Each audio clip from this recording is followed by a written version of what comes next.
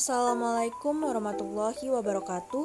Halo semuanya, pada kesempatan kali ini kami akan membahas mengenai organ vegetatif tumbuhan untuk memenuhi tugas mata kuliah Botani Farmasi dengan dosen pengampu Bapak Apoteker Hayul Padli MSI.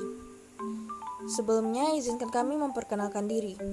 Yang pertama yaitu adalah rekan saya Dea Zulianti dengan NIM 2101121, serta saya sendiri Mutia Anggraini dengan NIM 2101141. Sebelum kita mengenal lebih jauh mengenai organ vegetatif tumbuhan, apa sih yang dimaksud dengan organ vegetatif tumbuhan? Organ vegetatif tumbuhan adalah organ yang berfungsi untuk mendukung pertumbuhan dan perkembangan, khususnya untuk penyerapan, pengolahan, pengangkutan, penimbunan zat makanan pada tumbuhan yang terdiri dari akar, batang, dan daun. Organ vegetatif tumbuhan. Organ vegetatif pada tumbuhan terdiri dari yang pertama, yaitu akar. Nah, ini adalah morfologi dari akar. Morfologi akar terdiri dari pangkal akar, batang akar, cabang akar, rambut akar, serabut akar, tudung akar, serta ujung akar. Fungsi dari rambut akar adalah untuk memperluas daerah penyerapan air dan mineral. Sedangkan tudung akar yaitu untuk melindungi sel akar dari kerusakan mekanis. Selanjutnya, anatomi akar. Anatomi akar terdiri dari beberapa bagian, yaitu epidermis, endodermis, xilem, floem, perisikkel, dan korteks. Bagian-bagian ini juga memiliki fungsi, seperti epidermis berfungsi sebagai pelindung, korteks sebagai tempat menyimpan cadangan makanan, dan endodermis sebagai pengatur masuknya air ke dalam jaringan angkut. Yang kedua, yaitu batang. Anatomi batang. Secara umum, batang tersusun atas epidermis yang berkutikula dan kadang terdapat stomata.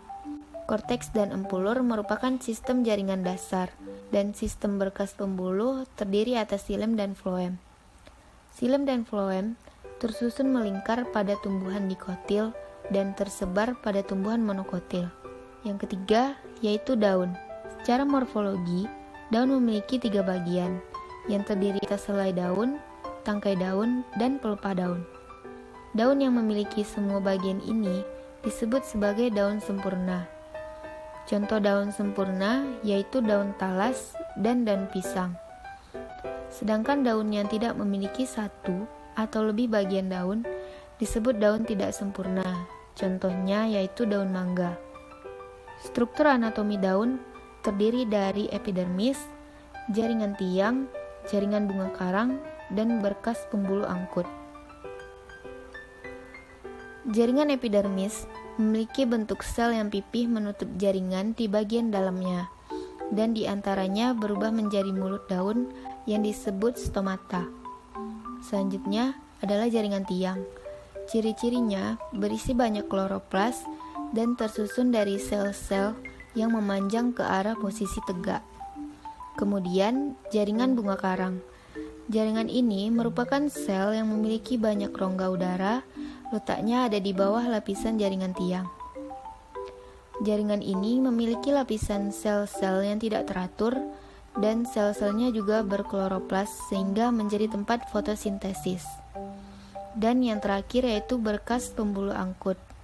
Berkas pembuluh angkut pada daun berupa xilem dan floem yang terdapat pada bagian tulang-tulang daun dan letaknya di jaringan bunga karang. Selanjutnya kita akan membahas mengenai perkembangbiakan vegetatif. Perkembangbiakan vegetatif adalah perkembangbiakan yang dilakukan tanpa perkawinan. Perkembangan vegetatif terbagi menjadi 2 jenis, yaitu perkembangbiakan vegetatif secara alami dan secara buatan. Yang pertama kita akan membahas mengenai vegetatif secara alami. Vegetatif secara alami dibagi menjadi 8. Yang pertama yaitu adalah tunas. Tunas adalah bagian tumbuhan baru yang tumbuh dari tumbuhan induknya. Contohnya bambu serta pohon pisang. Yang kedua yaitu adalah tunas apentip. Tunas apentip adalah tunas liar yang tumbuh di luar bagian batang. Biasanya ia tumbuh di tepi daun. Contohnya yaitu adalah cocor bebek. Yang ketiga, spora. Spora adalah bakal tunas yang tumbuh pada tumbuhan paku-pakuan dan lumut. Contohnya yaitu adalah tanaman paku. Yang keempat yaitu adalah umbi lapis.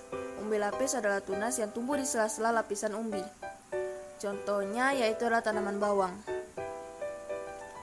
Yang kelima yaitu adalah umbi batang. Umbi batang adalah batang yang beralih fungsi dari menyimpan cadangan makanan dapat menghasilkan tunas. Contohnya yaitu tanaman kentang. Yang keenam yaitu adalah umbi akar. Umbi akar adalah akar yang beralih fungsi dari menyimpan cadangan makanan dapat menghasilkan tunas dari bekas batangnya. Contohnya yaitu adalah wortel dan singkong. Yang ketujuh, rizoma. Rizoma adalah batang yang tumbuh merambat di dalam tanah. Contoh dari rizoma yaitu adalah jahe, kunyit, dan lengkuas. Yang ke-8 yaitu adalah geragi atau stolon.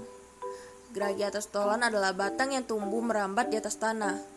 Contohnya yaitu adalah rumput teki atau pohon stroberi.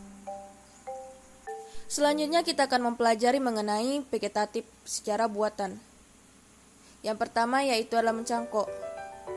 Mencangkok merupakan akar tumbuh dari batang yang dicangkokkan. Mencangkok mendapatkan keturunan dengan cara cepat dan sifatnya sama seperti induk. Kelemahannya akar kurang kuat. Mencangkok biasanya dilakukan untuk tanaman buah. Yang kedua yaitu adalah stek. Stek merupakan akar tumbuh dari batang yang ditanam. Pertumbuhan dan pembungaan lebih cepat, kelemahannya tidak dapat dilakukan pada tanaman besar. Biasa digunakan untuk tanaman bunga dan singkong. Yang ketiga yaitu adalah menyambung atau mengenten. Menyambung batang dengan varietas yang sama, memperbaiki sifat tanaman yang sudah tumbuh. Kelemahannya hasil bisa tidak sesuai dengan harapan. Biasa digunakan untuk segala jenis tanaman, bunga, buah maupun hias. Yang keempat yaitu adalah merunduk, menumbuhkan akar dari batang yang ditanam di dalam tanah. Sifat anakan sama dengan induk, mendapatkan keturunan lebih cepat. Kelemahannya tidak bisa dilakukan untuk tanaman besar. Biasa digunakan untuk tanaman dengan batang yang lentur, misalnya melati serta kangkung. Baiklah, sekian pembahasan mengenai organ vegetatif tumbuhan. Terima kasih telah menyaksikan dan semoga bermanfaat untuk kita semua. And see you next time.